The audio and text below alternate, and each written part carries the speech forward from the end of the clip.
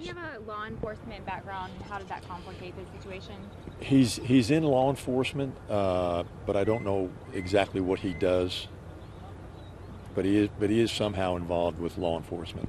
And did his knowledge of procedures, did that complicate the situation at all? Did it play a role? I don't know.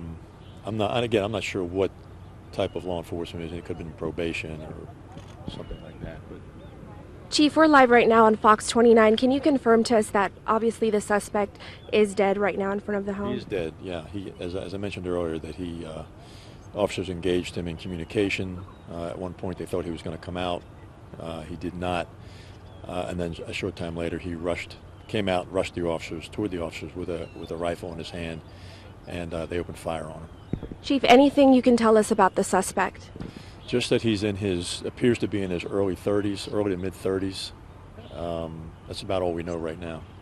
Chief, he was the only one inside of the home. He was the only one in the home. My understanding is that it is his house. He was in there earlier with his girlfriend, and the altercation started, and then that's how we wound up where we are right now.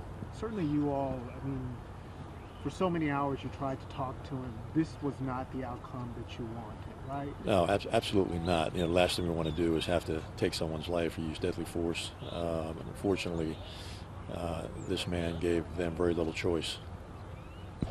Any history at all that the suspect had with police? Not that we know of. How's the woman doing and where is she? She was transported to the hospital. I don't know what kind of condition she's in, but she was transported to the hospital. Because of an assault? Apparently he had been assaulting her earlier in the evening. What happened with this vehicle here? Is this involved? Well, the plan originally was that they would talk to the police when they got here, but the concern was how would they explain the injuries to her. So the plan was hatched that they would crash a car. That's where the injuries came from. Once the car was crashed, she ran. He went back to the house. She called the police, and that's how we wound up getting here. So the two of them had this plan to cover up her injuries. Yeah, not sure who came up with it, but that was the plan, to explain the injuries to her. So they had an altercation, concocted this plan.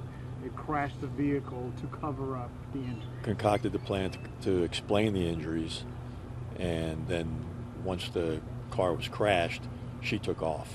She ran. He goes back to the house. He goes back to the house. She calls the police.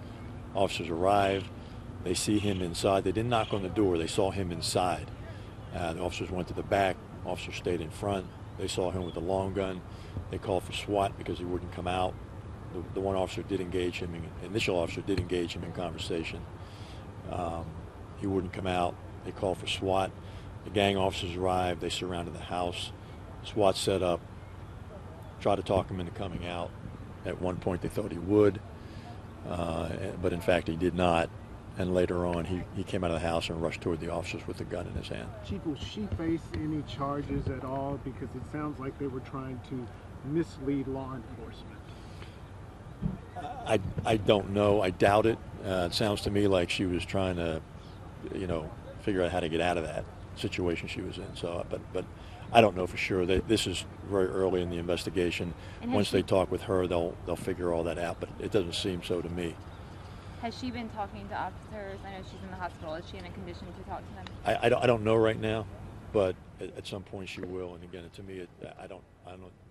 All right, and that's Police Chief William McManus there speaking of the Chief, standoff that happened this morning. Officers that were involved Jennifer in the Salcedo's shooting? still live out there. We'll get more information as the morning progresses. You heard the chief say that they still don't have all the information, but the man that was involved in the standoff is indeed dead. So we do know that, and we do know the woman that was involved in the altercation is at the hospital right now, but we're not sure what's going on with her condition at this point. All right.